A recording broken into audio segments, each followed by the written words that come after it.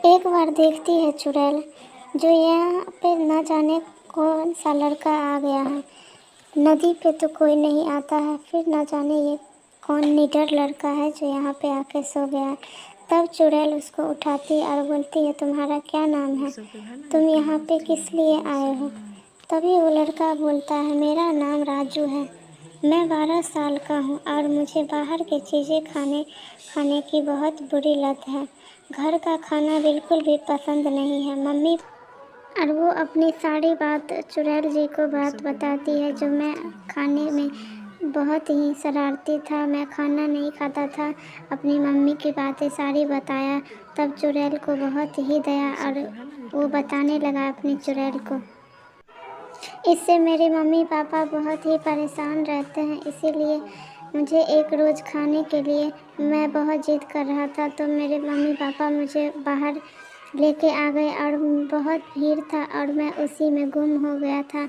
इसीलिए मैं उसी दिन से यहाँ वहाँ मम्मी पापा को ढूंढ रहा हूँ, पर मेरी मम्मी पापा ना जाने कहाँ चली गई है और मैं बहुत ही दुखी हूँ। प्लीज़ चुड़ैल माँ, प्लीज़ आप मुझे मदद कीजिए मेरे मम्मी पापा को ढूंढने में।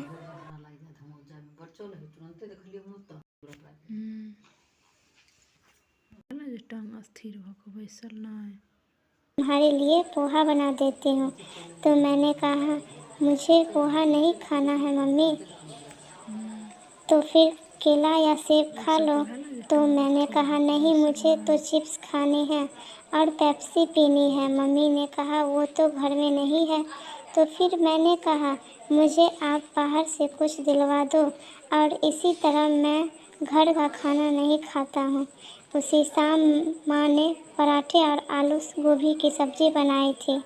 मैं, पापा और माँ, हम तीनों खाना खाने टेबल पर बैठे गए, पर मुझे खाना पसंद नहीं आ रहा था और मैं खाना नहीं खा रहा था। पापा ने कहा, क्या हुआ बेटा, खाना क्यों नहीं खा रहे हो? मुझे गोभी सब्जी नहीं पसंद है पापा, तो मैं कैसे खा लूँ?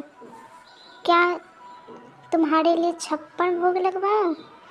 चुपचाप खाना खा लो।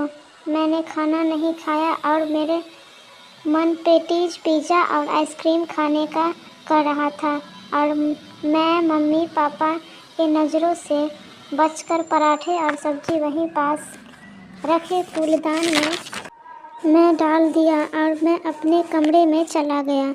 और अगले दिन मैं स्कूल से जाने के लिए तैयार था। मम्मी मेरे लिए दूध लेकर आई और बोली, ये दूध पी ले। फिर मैंने कहा, मुझे दूध नहीं पसंद है मम्मी, मैं नहीं पी सकता हूँ, मुझे नहीं अच्छा लगता। तभी वहाँ पापा आ जाते हैं और मैं पापा के डर से दूध का ग्लास तो ले लिया, मगर फिर पापा के नज़रों से बचा कर खिड़की से बाहर फेंक दिया और फिर मैं स्कूल चला गया। उसी दिन जब मम्मी घर सफाई कर रही थी तब उन्हें फूलदान से रात के पराठे और सब्जी मिले।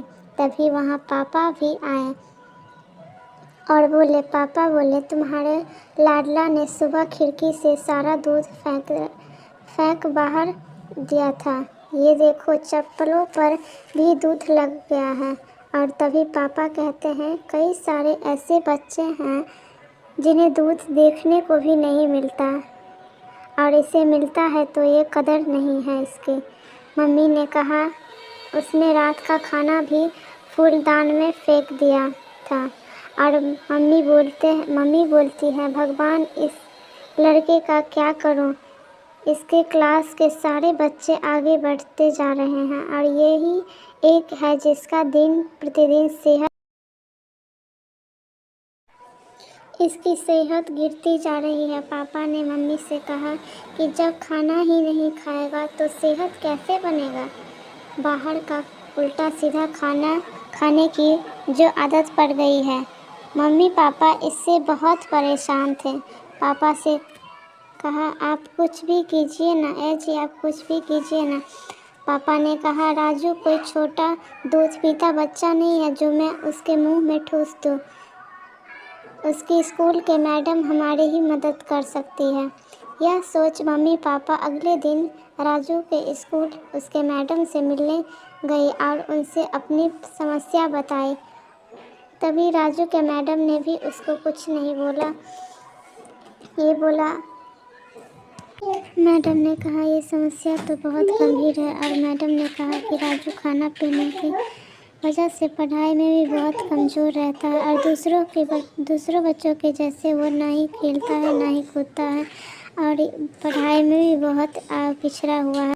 और मैडम ने कहा आपको ही समझाना पड़ेगा कि राजू उल्टे सीधे खाना ना खाए, क्योंकि इससे शरीर को बहुत हानि पहुंचती है और इससे वो पढ़ाई में भी कमज़ोर होता जा रहा है। दूसरों बच्चों की तरह वो खेलता कूदता नहीं है, इसीलिए आप ही उसे। बच्चों, ये कहानी आप लोग को कैसी लगी? आज चुड़ैल ने इस बच्चे को इतना अच्छा सजा दिया जो आप लोग भी देखकर इस बच्चे